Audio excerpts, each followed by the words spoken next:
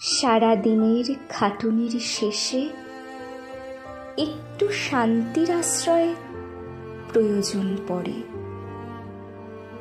একটানা খাটনি মাথা ধরে গেছে, চোখ ভারী হয়ে আসছে।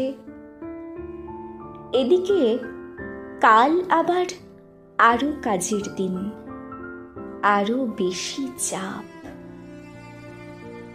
এই সময় বেশি কিছু নয়, পাশে এমন একজন মানুষের প্রয়োজন হয়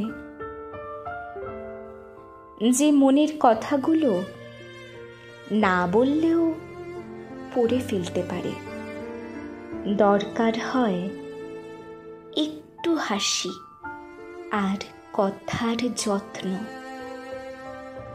মনে হয় তেমন যদি কেউ থাকে, তার কয়েকটা শব্দই সব ক্লান্তি ধুইয়ে দিতে পারে, ম্যাজিকের মতো।